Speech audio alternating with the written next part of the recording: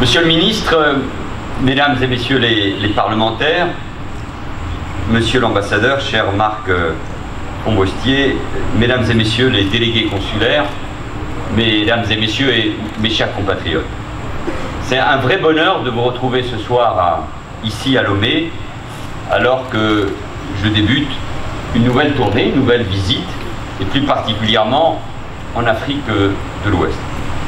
28 ans après la dernière visite d'un Premier ministre français, celle de Michel Rocard, et vous pouvez comprendre ma fierté, bien sûr, de lui avoir succédé après d'autres, à Matignon, mais de lui succéder directement ici à Lomé, parce que vous connaissez mon attachement à Michel Rocard, qui a disparu il y a quelques semaines, quelques mois, alors qu'il était venu ici signer les fameux accords de Lomé.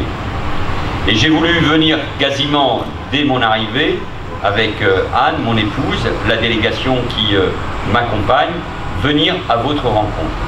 Car c'est vous, bien sûr, qui faites vivre cette belle relation entre la France et le Togo, entre le Togo et la France, plus de 100 ans d'histoire commune, une tradition, je crois, d'amitié, de confiance, et aussi, ne l'oublions jamais, une fraternité d'âme.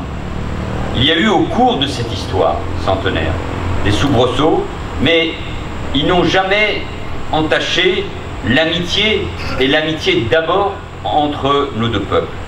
Il y a aussi, de la part de la France, et je le dis très directement, avec franchise, un défaut d'intérêt à l'égard du Togo.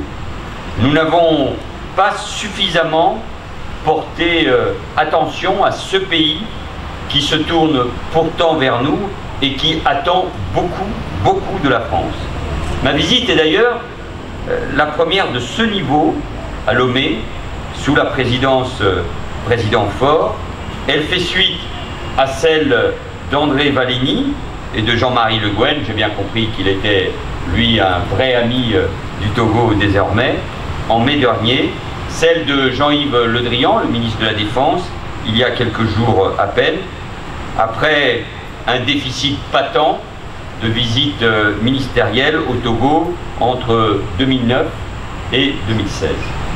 Le Togo change, et je veux saluer les parlementaires qui m'accompagnent, qui connaissent bien ce pays, qui connaissent bien cette sous-région et qui en sont convaincus. La sénatrice, l'ancienne ministre Hélène Conway-Mouret, Jean-Yves Le Bouillonnais, qui est un ami personnel du Togo et depuis très longtemps, avant même d'être élu, et qui est président du groupe d'amitié à l'Assemblée nationale entre nos deux pays. Pascal Terrasse, qui est président de l'Assemblée parlementaire de la francophonie.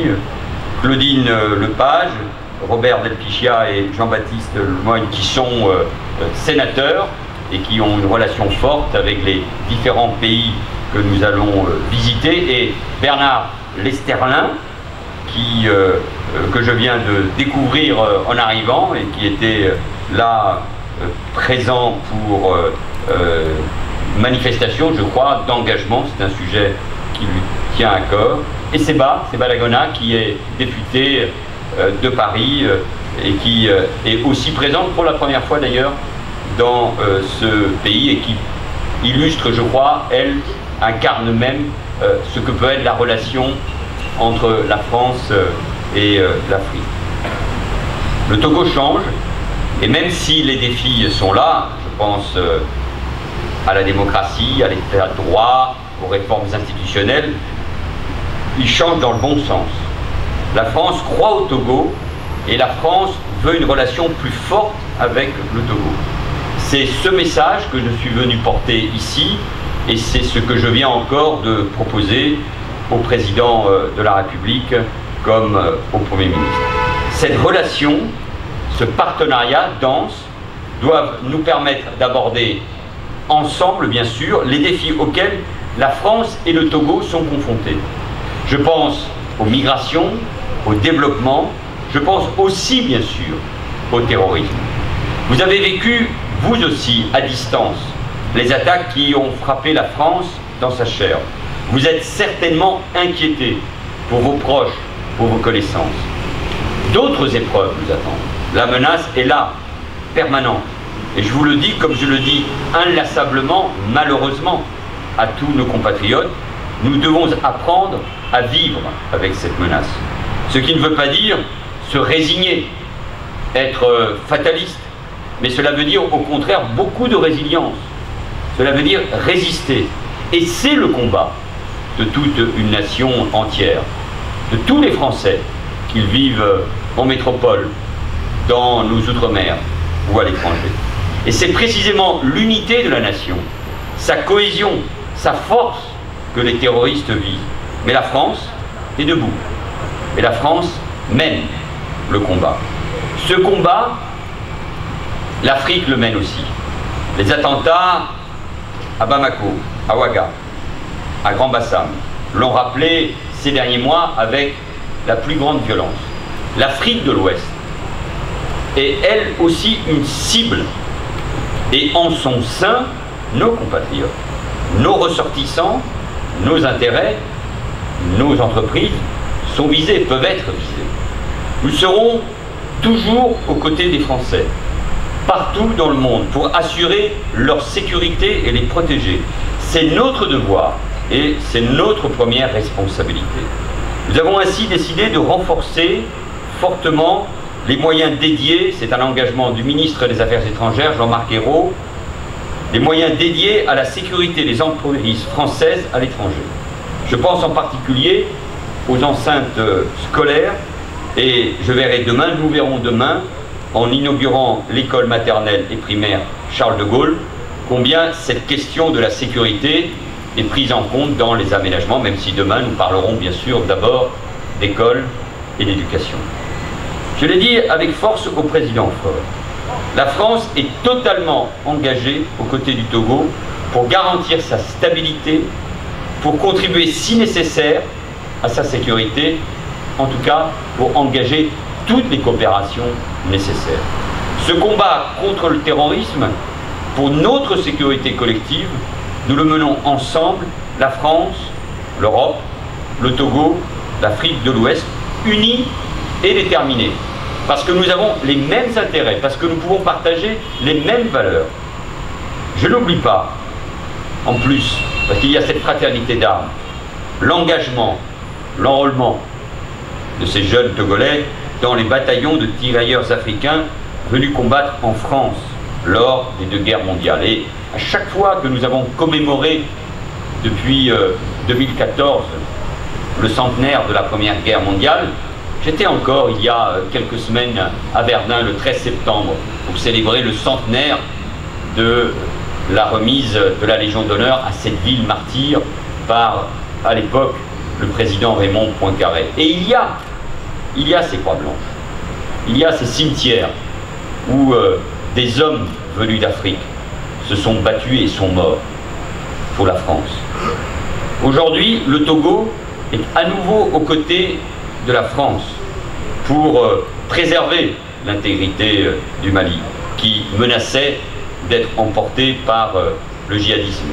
Et le sommet Afrique-France qui aura lieu, présence du président de la République François Hollande, en janvier prochain à Bamako, se tiendra 4 ans après cette décision courageuse et déterminante du président de la République, dont il faut être particulièrement fier.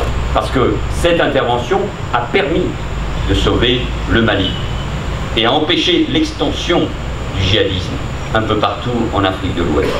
Avec le Togo, nous faisons face aussi aux défis que pose la piraterie maritime dans le golfe de Guinée. Le Togo a pris les choses en main en organisant le sommet de l'Union africaine sur la sécurité maritime. Et cela a été, monsieur l'ambassadeur, un grand succès. La France y était donc représentée par Jean-Yves Le Drian. Et le ministre de la Défense, avec de la fierté et de l'émotion, vous connaissez son caractère entier en Conseil des ministres, il y a quelques jours, nous a dit combien il avait été touché par le fait que les 4 chefs d'État africains présents avaient, eux notamment, salué le rôle de la France, d'une manière générale, et aussi dans l'engagement de cet accord pour le golfe de Guinée, qui vise à protéger, bien sûr, le Togo et les pays du Golfe. Mais là aussi, nous y avons tous les intérêts, car les trafics qui peuvent passer par ces pays nous concernent très directement. Drogue, cigarettes, armes. Chers compatriotes, vous êtes au Togo plus de 3500 Français. Une communauté nombreuse, donc dynamique, présente. Et moi je suis toujours, et j'irai à votre rencontre dans un instant, touché et ému par ces visages, par cette présence de la France partout dans le monde. Et je salue évidemment les sénateurs qui représentent ces Français de l'étranger, comme on dit. Et vous l'êtes engagés dans tous les domaines d'activité et dans tout le pays. Et si vous êtes là, c'est que vous avez aussi confiance dans l'avenir du Togo, et vous avez bien raison. Je salue les entreprises françaises, entreprenantes, créant de l'emploi et de la richesse, notamment dans la construction et les transports. Et demain, nous visiterons notamment le port autonome de Lomé, seul port de cette région en eau profonde, et qui représente pour les transports, donc pour les conteneurs de 3e génération, pour l'économie bleue, parce que c'est l'avenir de nos pays, des atouts tout à fait considérables. Le volume de nos échanges commerciaux a presque doublé depuis 2013, et nous voulons faire encore davantage. La France veut se mobiliser aux côtés du Togo pour relancer un partenariat économique d'envergure. Et je sais que nos entreprises sont prêtes à contribuer à la modernisation de l'économie togolaise et dans tous les secteurs. Je sais aussi que le climat des affaires est souvent difficile et que vous pouvez en souffrir. Les efforts sont entrepris par les autorités togolaises, mais bien sûr, il reste du chemin à parcourir. Je sais que vous subissez par ailleurs la concurrence d'entreprises de grands pays émergents. Sachez que tout le dispositif public français est là pour accompagner vos projets, vous aider, si nécessaire, à les financer. La France, aux côtés du Togo, c'est aussi une France mobilisée pour son développement. L'Agence française de développement, l'AFD, son directeur, Rémi Rioux, qui a été récemment nommé, m'accompagne. C'est un homme qui connaît bien l'Afrique, qui l'aime et qui est particulièrement engagé. L'AFD porte d'importants projets au Togo, dans l'énergie et le développement durable, dans l'agriculture bien sûr, c'est essentiel, dans la ville durable. J'irai visiter demain une réalisation concrète de notre partenariat. Je poserai la première pierre du centre d'enfouissement technique qui doit permettre d'améliorer durablement les conditions de vie des habitants de la capitale. Au Togo comme ailleurs, les succès de nos entreprises, ce sont les succès de la France. Lorsque nos entreprises investissent, lorsqu'elles embauchent, lorsqu'elles gagnent des marchés, grâce aussi à notre politique de relance de compétitivité, notre économie se porte mieux. Le chômage, les chiffres du mois de septembre viennent de le démontrer, le chômage baisse, pas assez vite bien évidemment, mais 66 000 chômeurs de moins au mois de septembre, 90 000 chômeurs de moins depuis le début de l'année, cela veut bien dire qu'il y a un mouvement qui est lancé. La croissance est là, trop faible, mais elle est là, elle crée de l'emploi, 120 000 à 130 000 emplois créés en solde net. Ça veut dire qu'il faut, après ces premiers résultats, les conforter. Nous sommes sur la bonne voie, mais il faut poursuivre les réformes. Je veux saluer également tous ceux et toutes celles qui parmi vous font rayonner ce trésor, peut-être le plus beau, que nous avons tous en partage, la langue française. Et cette langue française, cette francophonie, mais c'est un atout incroyable. Nous l'avons souvent oublié. Nous avons d'ailleurs reculé dans ce domaine parfois, alors que c'est comme ça, c'est l'histoire des hommes. Quand on parle la même langue, on se comprend et on avance donc ensemble. Je pense aux acteurs de l'Institut français du Togo qui accomplissent un travail important. Je pense également à ceux qui sont tous les jours les acteurs de l'enseignement français au sein du lycée français de Lomé. À tous ces enseignants qui, c'est vrai en France, c'est vrai ici, transmettent valeurs, savoir et qui exercent sans aucun doute le plus beau métier du monde.